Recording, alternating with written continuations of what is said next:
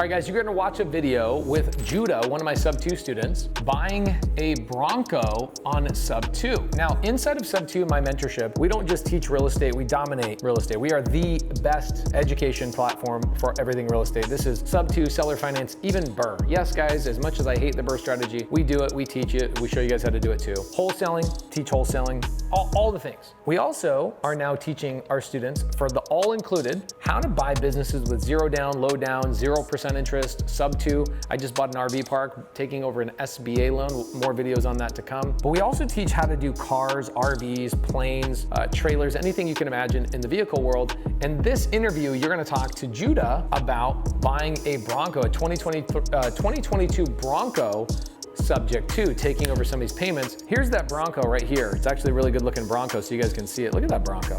Would you drive that bad boy? 1000%. That's dope. Eric says he'd buy it. Guess what? Right after this interview, he sends me another photo of another Jeep that we did not talk about in this interview.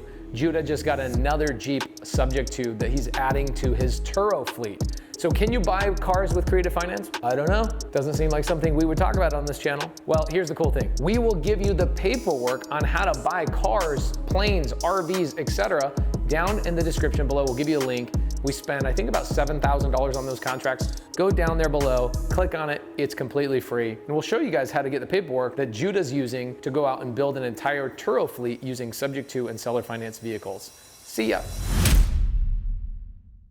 Yeah, tell me about it. So Judah, where do you live? So I live in Boise, Idaho. Boise, Idaho is such a special place, dude. Like I go to Idaho Falls where I went to like 4th grade in Idaho Falls, and I go to that town and I'm like, yo, does anybody live here that's not a freaking complete drug addict? Like, holy crap, what is up with Idaho Falls? Then you go to Boise and you're like, this place is unbelievable. Like the river downtown, the trees, everything about that city is amazing. Then you go to Eagle, then you go to Meridian, then you go to, it's like everything is gorgeous here. Well, and it's changed so much and it's growing so much too. I mean, as you know, that even over the last couple of years has just dramatically changed. And people want to live here now because of what it's like now. So yeah, it's special. And 5 years ago, you guys didn't have all the cool amenities that there are there now. It's like I drive by there a year ago and Topgolf's getting built, and then I drive by there a year later, and it's like, holy crap, this place is a metropolis. It's amazing. So why did you move to Boise? I moved out here. I went to school at Idaho State. So you want to talk about another really bad city to be in?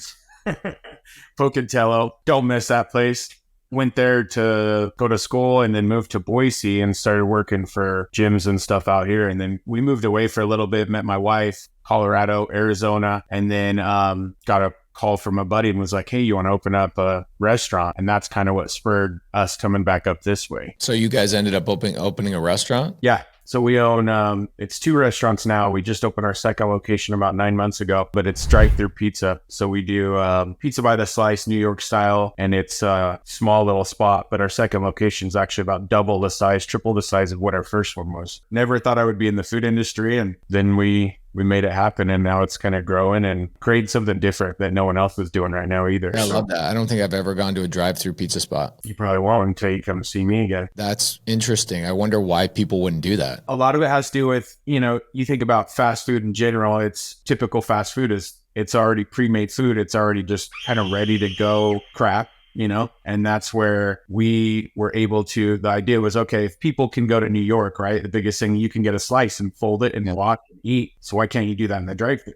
Well, then trying to figure out how to get it at that same speed that you could go get Sonic, McDonald's, Taco Bell. That was where it took us a while. I mean, we spent 2 years before we even opened up my first location, dialing that in before we opened and went full force. And there's a lot of mistakes right in the beginning where it was like, oh, didn't think about that. Oh, didn't think about that, so. But now we've got a really good, smooth process dialed in now. So what's the name of the joint? Johnny Bronx. Sick. I freaking love that. And okay, so you are in Boise, you and I were communicating back and forth, and you're like, hey, I just want to say thanks. I'm buying this Bronco on creative finance. And I'm like, bro, we got to talk about this. Let's chat about this. There's so many Sub 2 students, and the community is insane, not only from the real estate perspective, but I just did an interview with Lindsay Ellenwood. She just bought a UPS store for 0% seller finance in Florida. It's like right out of the gate, making 10 grand a month net to her. 0% seller finance. She bought this UPS store for $425. The seller's carrying the note for 10 years and she's got a payment for like $3,000 a month, basically for 10 years, 0% interest. She walks in and she's like, I got laid off in December. I bought this business and I'm immediately walking into owning a business with no credit check, none of that stuff, and making take home $10,000 a month one. And then she'll go turn it into a business that'll do $25,000 a month net, which will be great. And I'm, there's all these things that I don't get to talk to enough people. Like my YouTube channel is very much about me. And I'm like, I got to highlight more fun stories. Like I got to highlight stories of somebody buying a motorcycle, an RV. We had a student buy 4 airplanes in Colorado last week. Just crazy things. And then I see your Bronco. I'm like, dude, I've always wanted one of those freaking Broncos and you went out and got one. So tell me the story of this Bronco. Kind of the idea, obviously, meeting you kind of changed my whole perspective of how to do stuff. And that's where I kind of started going into like, I have really good relationships with Toyota dealerships and stuff here. So I was like, okay, if I can go get a car, 0 down, and then start turning that into a business, I started doing turo. That's kind of where that concept started. And kind of grew that to, I think we're 3 cars. And then my buddy, and the first car that I actually subtoed was a friend's Cross. It's a Corolla Cross. Hey man, I can't get this thing to rent. It's got a recall on it. I said, well, I'll buy it from you. So you just leave your payment where it's at and let me take over it. I said, because you're not going to get any money out of it. You're upside down right now. You've only had it a few months. And he's like, well, what are you going to do with that? I said, I'll just drive it until I get the recall fit. He's like, all right. So that was kind of what spurred that initial, was like, okay, if I can do that with that one, I can do that again. And I just want to repeat that process. Proof of concept, baby. It's powerful. So then at that point, it was kind of like maybe a month had gone by. And I told my wife, I said, I think I want to get us a Jeep or a Bronco. She's like, how? And I was like, just watch. We're going to do the same thing I did with the Cross. And so I called, I probably went through, I don't know, 20 cars before like I would go look at a Jeep Wrangler. I would go look at a Rubicon. I would go look at a Bronco. I would go look. And then, kind of what you've taught us is, how do we fix people's problems? That's where it came down to this one person where it was like, I talked to her and she was like, hey, I'm a month away from this car getting, pulled back to the bank and they're going to take it. I can't afford it anymore. And I said, well, what if I gave you an option where you wouldn't have to worry about that? We'll still leave it in your name. It's going to build your credit. We'll be able to keep it going where nothing changes. And she's like, well, what do you mean? And then so we kind of just went through that process and talked to her. I probably talked to her. It's such a new Bronco. She must not have any equity in it. She must be underwater. She can't sell the thing. The car market has softened tremendously in the last 18 months. And the thing I just heard basically was like, all right, I've got the Toyota Cross, the Corolla Cross. Is that like a crossover SUV type of thing? Is that what that is? Yeah. So they took a little basically Corolla and merged it with like a RAV4. Oh, that's cool. Okay, cool. So that's a cool car. So you get that from your buddy. You then, all right, I got proof of concept. I'm going to go out and I'm going to start talking to people. It took you probably 20 conversations with people is what it took. Yeah. And that's where most people, where I get impressed when somebody's like, no, this works, but I'm not going to, it's kind of like when you guys were probably looking for a pizza location, like for your joint, like you didn't just find the location. You probably you drove by multiple different locations. You talked to multiple different leasing options and leasing agents until you found the thing that was the right fit for you. It wasn't like one and done conversation. It's like, you have to go and have these conversations. Sounds like you had 15, maybe 20 conversations with other car owners and they were like, no, I'm just going to sell it. I don't need to keep it in my name. That's what I'm hearing. Yep. Majority of people, it's always a no, right? How that goes. That's the name of the game. The more people you ask, the more likely you're going to get someone to say yes. Right. So you are looking for this stuff on Craigslist, on KSL. Where are you looking for this? Mainly Facebook Marketplace. I actually went and looked at a Subaru Crosstrek yesterday, and guy's upside down on it. It's only worth $29. He wants $32,500 because that's what's left on the loan. Kind of started pitching him the idea, and he said he's going to have an answer today for me on it, but he was intrigued by it. He goes, I've never seen anyone do this. He saw my hat and he goes, Pace? And I said, that's where this started. And I said, I want to build that. I want to build my brand around, subtoing cars. So I said, I've already got a couple others in the works. I can show you how it works. I can give you the rundown. I showed him my Turo and he was like, okay, I just got to get approved by the boss. So the tough thing, like going to like the brand, right? The tough thing is I've lost a lot of real estate deals where, as I build a bigger brand and I'm known as like the creative finance guy and you can do this with houses and make money from it. And I can take a house that's not benefiting the seller and turn it into something that makes me thousands of dollars a month. What happens is I'll go on an appointment or my team will pitch Subto, right? My team will go, yeah, we can take over payments. It's called subject to, blah, blah, blah. Seller says, no problem. Let me do some research and I'll get back to you. I got 5 other offers I got to kind of sift through. We go, no problem. Do your research. First thing they do is they find me, right? So the seller goes through my YouTube. They then go, oh my gosh, I'm just going to do what he's doing. I'm just going to turn the house into an Airbnb or turn the house into a midterm rental. I'm like, crap, man, this branding thing is good, but it's also not the best. So like for you on the,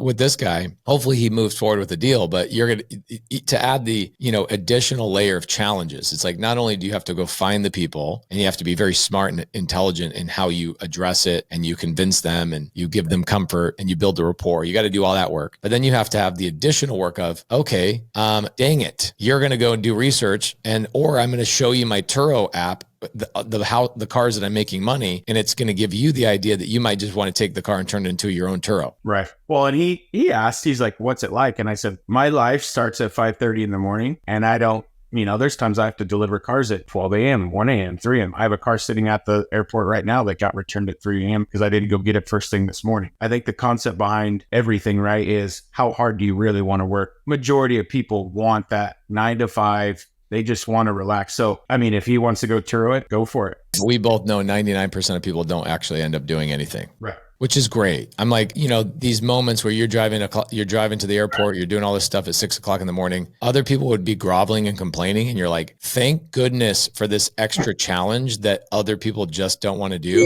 This extra hard work is what keeps me in the game. You reach out to her on the Bronco. This is Facebook Marketplace. Okay. So what does that conversation look like? Hey, my name's Judah, looking for the car. Looks like you haven't sold it yet. It's been on Facebook Marketplace for a couple of weeks. Would you be open to letting me take over the payments? What does that conversation look like? So for me, I like people getting to know me. I like going to see people. I like being face to face. So my thing is, I want to find out about the car. What's the mileage? What's it like? Why are you selling it? And then I'm not even going to mention, I'm going to go see you. I'm going to go look at the car. I'm going to ask, how much is on it? What's your payment in person? Because then more than likely you're going to tell me, and it's not like nothing's out of the ordinary. And then as we start to talk about it, then finding out why, what their why is, and then going into the conversation of, oh, okay, you can't afford it anymore. Perfect. Well, I own blah, blah, blah amount of cars, bank situation, right? Auto loans won't approve me anymore because I have 6 cars. They're like, nope, you don't need 6 cars. What?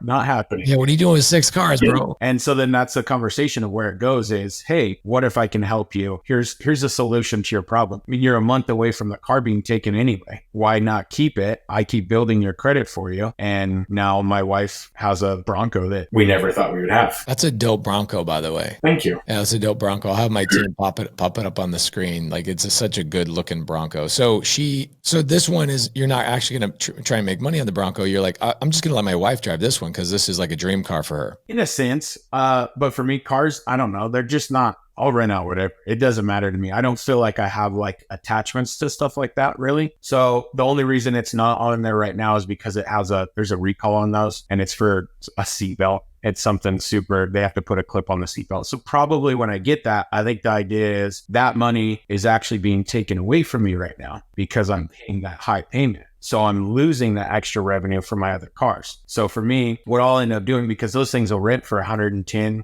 $130 a day, and it's a manual, so it's a little more unique. So I'll list it once I get it, probably in a month or so, and get that recall done. And then I'll list it just enough probably to either pay for it and put another $200 or $300 in them. Because majority of people that are coming in and renting these cars, they take really good care of it. I'm not worried about it. Plus, it's beefy. It's going to take a minute for somebody to do something to that thing. So yeah, that's like when I go Turo, the number one thing I go Turo is like a Jeep or a Bronco. And I just, it's a unique vehicle that I don't normally drive. So it's like, I want that experience, right? So I think you guys will rent the heck out of that thing, which will be amazing. Your Turo fleet overall, what's the goal with that? Are you trying to get it to a certain amount of revenue per month, a certain amount of, I'm making this much money net? Are you trying to get it to a point where you have 15, 20 cars so you can have an employee running it full time? What are your thoughts on that? So when I initially started, it was just like, okay, extra revenue. Let's just think about that. How can we supplement some money? And now that it's kind of grown to this situation, I'm like, okay, future wise, what's this look like? Well, there's a lot of, you can go private, and when you go private, it has its own challenges. So we've thought about that. So I don't really know. I don't have an in game. I think what I would like to do is get to a point where I want to be, you're not going to compete with Avis and stuff like that to an extent, but I think you can do some damage. You know, you put 30, 40 cars on, even if you're just running turo, you could play game with that and do really well. I mean, you figure each car brings in anywhere from $400 to $800 a month with its payments because they're newer. And the reason I buy new, I don't have to worry about maintenance. I don't have to worry about any of that stuff breaking down. Somebody calling me and be like, hey, this car's overheating. This is happening. I don't have to worry about it. Everybody knows they're getting into a nice, fresh, clean car every single time, which I think also helps my car stay rented. So I think the goal is to grow it. I would love to have partners down the road that come in and say, hey, you know, let's get a plot of land.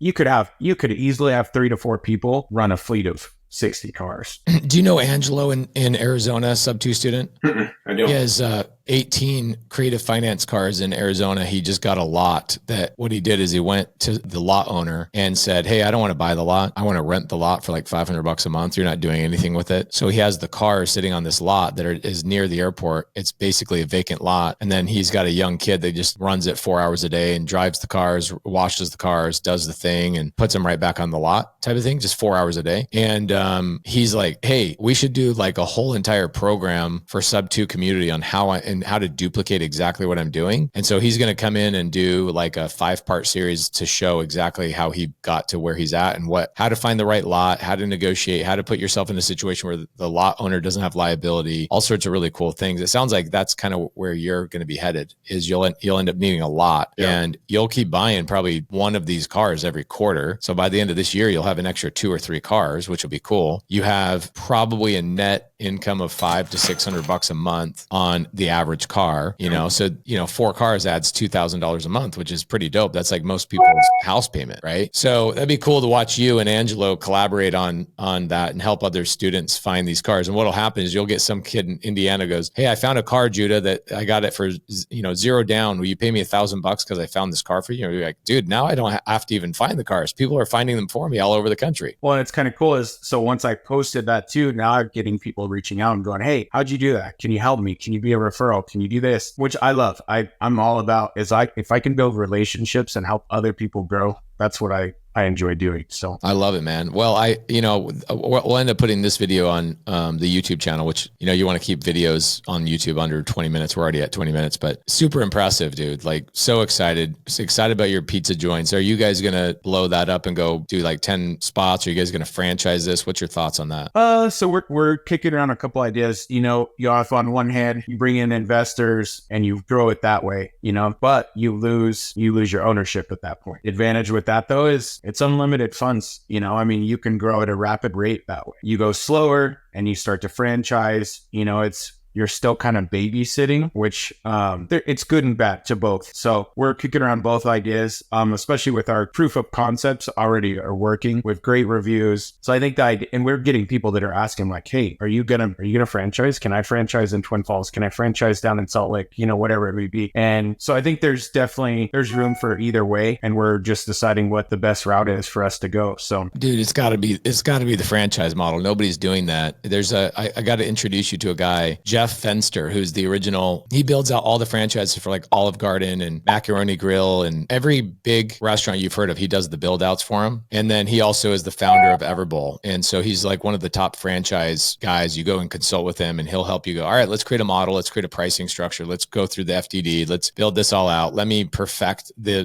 build out of your stores and let's go blow this thing up and sell 400 of these in the nation. You guys would blow up in 2 years. You'd have 400 locations. Well, let's do it. I'll put you in touch with Jeff, dude. This was a fun conversation, man. Let's do, what I'll do is I'll put you also in touch with Angelo out of Phoenix. I know Mike Davis and Molly are building a whole entire course for Subto students on how to buy cars creatively. Yep. I'd love to feature you in there and have you as a face so people can come and collaborate with you and bring you opportunity and all that kind of stuff. Yeah, I'd love that. Mike's great. I've connected with him, so love it. You're the man, brother. I appreciate you so much. Hey, I appreciate you. I wouldn't be here. Have a good day in Boise. All right, brother. You too. Thank you. Dude, isn't that so dope that you can buy cars with no money down, low money down, and turn them into a turo empire? Judah's crushing it. Again, he's bought, just on this interview, he was talking about the Bronco, but he just got this really good looking Jeep Cherokee as well since this has been released. So go give Judah some love on his Instagram. And if you guys want to see more of this content, make a comment down below what questions you have. What would you have asked Judah that I didn't ask him? And on your way down there, hit the subscribe button, give us a little bit of love. See ya.